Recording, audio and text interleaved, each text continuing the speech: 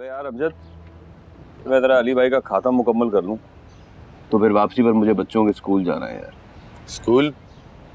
भाईजान सब खैरियत तो है ना? बस यार ये स्कूल वाले मुफ्त के खुदाई फौजदार बने हुए हैं। किसी के घर में क्या होता है उन लोगों को इसमें दखल नहीं देना चाहिए। बात तो आप ठीक कह रहे हैं, लेकिन हो सकता है कोई खास बात हो। तकलीफ हुई है उन्हें कि मैं दुआ पर सख्ती क्यों करता हूं। देखिए, उसमें उसका कोई कसूर नहीं है। हमारी दुआ बहुत मासूम है, उस पर कोई भी सख्ती करेगा तो बुरा तो लगेगा ना। चाहे वो जो मर्जी गलती करे, दुआ को गलती पे उकसाया गया होगा, वरना हमारी दुआ बहुत समझदार है। जिसने उकसाया है ना उसी की माँ से बात करने जाना है। शहजाद की माँ से? अरे नहीं नहीं, तो नहीं जानता। अच्छा खाना लेने मत जाना, मैं स्कूल से वापसी पर खाना लेता हुआ आ जाऊंगा। ठीक है, चल ख्याल रखना। अरे भाईजान, बाइक की चाबी तो लेते जाएं। अस्सलाम वालेकुम। वालेकुम अस्सलाम। मेरे बच्चे आपके स्कूल में पढ़ते हैं। आए प्लीज तशरीफ रखें।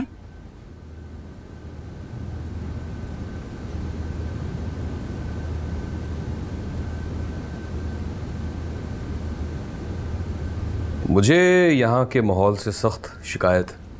कैसे शिकायत?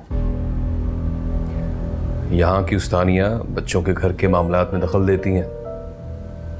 बाकी बच्चों के घर वालों को गवारा होगा, मुझे नहीं। आपका नाम क्या है? सईद अहमद। सईद साहब, मुझे लगता है कि आपको कोई बहुत बड़ी गलतफहमी हुई है। देखिए, हमारे स्टाफ को क्या पड़ी है कि वो आपके घरेलू मैटर में दखल अंदाजी करें।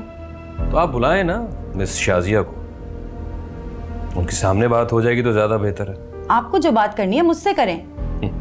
यही तो मसला है आप लोगों के साथ, अपने स्टाफ के खिलाफ आप कोई बात सुनना पसंद ही नहीं करते। आप बात करें, मैं सुन तो रही हूँ आपकी बात। आपकी टीचर मेरे रिश्तेदारों के घर जाकर मेरे खिलाफ प्रोपेगेंडा कर रही है मैडम। सारे ही उन्हें मुझे अपनी टीचर से सिर्फ ये पूछकर बता रहे हैं कि उन्हें आखिर मेरे साथ दुश्मनी क्या है। मैं कुछ समझी नहीं आपकी बात। और फिर मिस शाजिया क्यों करेंगे ऐसा? हाँ तो बुलाए ना, मैंने कहा ना अभी बुलाए मिस शाजिया को, आपके सामने बात हो जाएगी। ओके।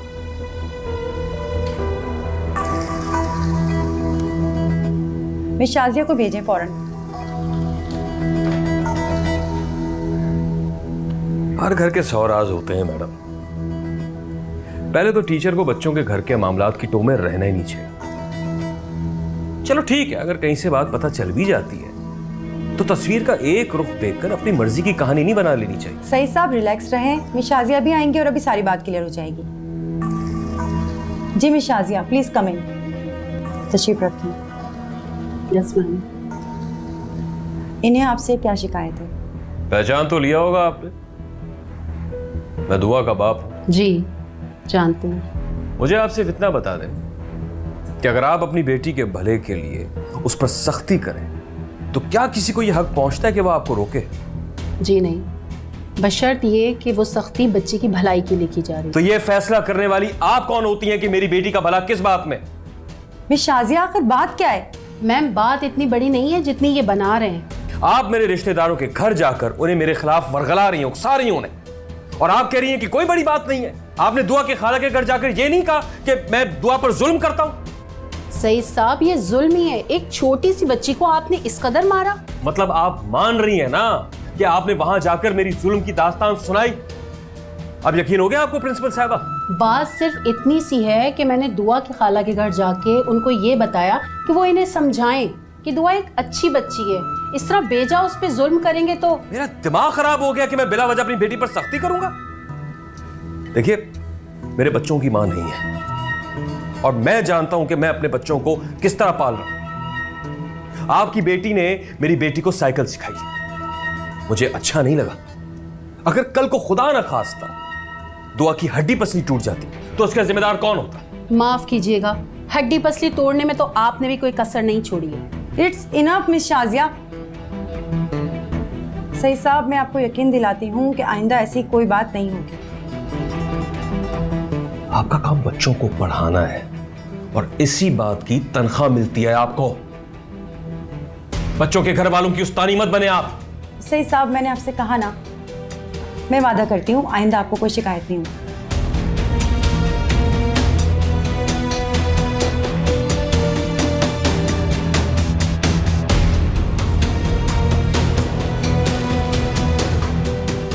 मुझे बहुत फिक्र थी इस बात की कि अगर उस आदमी की बात ना सुनी गई तो वो एक हंगामा खड़ा कर देगा।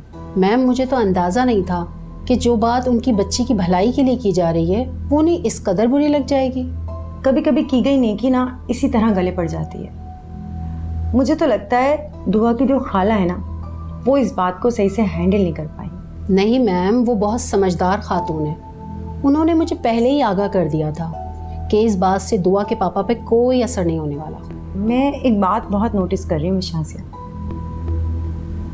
तुम इस बच्ची दुआ में बहुत ज़्यादा इंटरेस्ट ले रही हो। यस मैम, आप सही नोटिस कर रही हैं। दुआ बहुत काबिल बच्ची है और उसके अंदर बहुत सलाहियतें हैं, लेकिन उन सलाहियतों को ग्रूम करने वाला कोई नहीं है। आई थिंक उसे यहाँ बहुत अच्छा माहौल मिल रहा है। लेकिन मैम, इस अच्छे माहौल में ये खौफ भी है ना कि अगर दुआ रूबी से आगे बढ़ गई तो रूबी के पापा हमारे लिए मुश्किलात खड़ी करेंगे।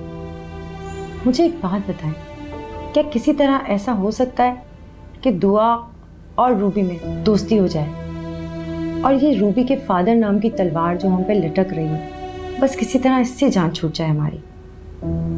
मैम, रूबी जो है वो बहुत मगरूर बच्ची है। वजह घर का माहौल और घर से मिलने वाली बेजा फेवर्स हैं।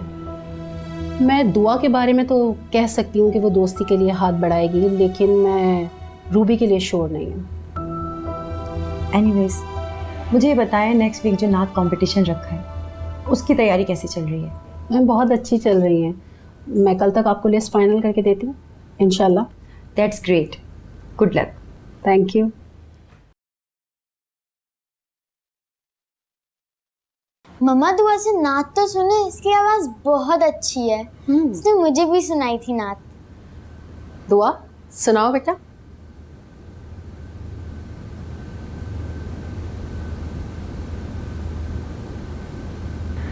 ठंडी ठंडी हवा रहमतों की चली, बन के मौजे करम मुस्तफ़ा गए, बन के मौजे करम मुस्तफ़ा गए। ठंडी ठंडी हवा रहमतों की चली, बन के मौजे करम मुस्तफ़ा गए, बन के मौजे करम मुस्तफ़ा गए। दुआ, वाकई आपकी आवाज़ तो बहुत अच्छी है। आपने कंपटीशन के लिए नाम क्यों नहीं लिखवाया? मैम, मुझे पता नहीं था आपको मेरी आवाज़ इतनी अच्छी लगेगी। वाकई आपकी आवाज़ बहुत अच्छी है और मुझे यकीन है कि अगर आप पार्टिसिपेट करेंगी तो विन भी आप ही करेंगी। थैंक यू मैम, मैं ही विन करूंगी ये competition. That's like a good girl. चलो ठीक है, मैं प्रिंसिपल से बात करती हूँ। आप लोग क्लासरूम में जाओ, ठीक है?